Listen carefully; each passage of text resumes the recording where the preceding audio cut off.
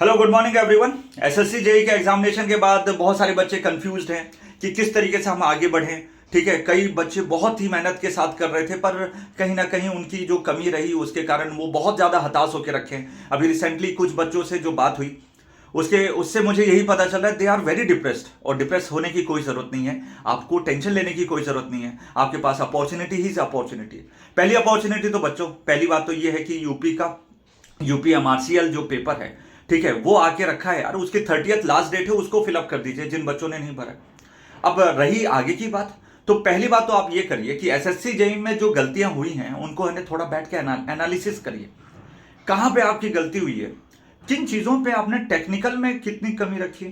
क्योंकि टेक्निकल यदि आपको हमने बोला भी था 85 से 90 के बीच में तो आपको एनी हाउ अटेम्प्ट होना चाहिए और आप 100% श्योरिटी के साथ आगे बढ़ सकते हैं। नॉन टेक्निकल में इतना इतना होना चाहिए। ठीक है, तो कहीं तो कुछ कमी रह गई होगी और वो एनालिसिस केवल आप, हम भी नहीं, या कोई टीचर भी बोल रहा है ना उसको बोल देना रहने दीजिए सर, आप मत ज्ञान दीजिए। आप, केवल आप, क्योंकि एग्जामिनेशन में केवल आप बैठे थे, ना हम बैठे थे ना आपके साथ कोई और दोस्त बैठा था, केवल आप बैठे थे। जाइए फटाफट है ना, शांति से बैठिए, आंख बंद करिए और ये सोचिए कि आपने कहां पे क्या क्या गलती की, उनको लिख लीजिए। थोड़ा सा लगेगा कि यार ये बचकाने की चीज है, पर बेटा यही बचकानी चीज आपके आने वाले जो 2 से 3 महीने में जो पेपर है ना, उसमें आपका रिजल्ट यदि बेटर नहीं कर देते तो आप बोलिएगा जो मैं यहीं पे हूं, इस वीडियो में आप जो कमेंट करें। तो बस इतनी सी चीज मैं बोलना चाहता हूं कि यार हो गई गलती, यार क्या उस चीज को लेके बैठना, यदि उसमें सुधार नहीं करोगे तो फिर वो गलती रिपीट होगी। और समय नहीं है हमारे पास कि हम 1 से 2 साल, या हमारी इकोनॉमिकल कंडीशन नहीं है कि हम बार बार है ना उसके लिए आगे बढ़ सकते। एक बच्ची थी जिसने मुझे मैसेज किया था कि सर हमारा ने वो जो मतलब लेक्चर चल रहे थे प्रहार के, वो हमारा उसकी वैलिडिटी खत्म हो रही है, क्या आप उसका एक्सटेंशन करा सकते हैं, क्योंकि तो मैंने कहा कि कुछ चार्जेस लगेंगे बेटा, टीम की तरफ से यही डिसाइड हुआ है। तो उस बच्ची ने खुद बोला कि सर पापा मम्मी डांट रहे हैं कि फिर से वही चीज़ का पैसा क्यों दे रहे हो।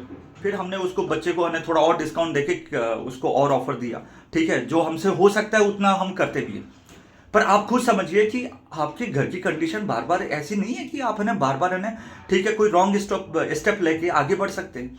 बस सीधी सी एक चीज ध्यान रखनी है, एनालिसिस करिए क्या चीज गलती हुई। जिनका कोर्स कंप्लीट हो चुका है वो टेस्ट दीजिए, हफ्ते में 2 टेस्ट का टारगेट रखिए और 2 महीने में इतनी रिगरस प्रैक्टिस करिए, किसी की और की जरूरत नहीं होनी चाहिए। आप कई बच्चे YouTube पे प्रैक्टिस करते हैं, YouTube पे जो लाइव पे प्रैक्टिस करते हो, क्या हम आपके पास अवेलेबल है एग्जामिनेशन के लिए? हाँ ठीक है, वो प्रैक्टिस कर लीजिए, पर क्या आप उसके अलावा कुछ टेस्ट आपने परफॉर्म किए? नहीं किए ना यार। और जब नहीं करोगे तो फिर कैसे आप आगे बढ़ सकते हो? So please have a good concentration और चीजें बैठिए और एनालिसिस करिए और आगे बढ़िए। उससे कुछ आपको लग रहा है कि ये गलती हुई है, आप हमें डायरेक्ट कांटेक्ट कर सकते हैं। मेरे टेलीग्राम चैनल को ज्वाइन कर लीजिए, वहां पे आप कांटेक्ट कर सकते हैं and you will have the good suggestion. मैं पर्सनली कॉल करके भी बच्चों को बहुत गाइड कर रहा हूं, अभी बहुत सारे बच्चे मुझसे भी इंटरेक्ट कर रहे हैं, आप भी करिए और आगे बढ़ते हैं। ठीक है, 2 से 3 महीने में आने वाली हर एक अपॉर्चुनिटी को हम लोग पूरा अच्छे से क्रैक करेंगे। थैंक यू सो मच, लगे रहो, पढ़ते रहो, बाय बाय।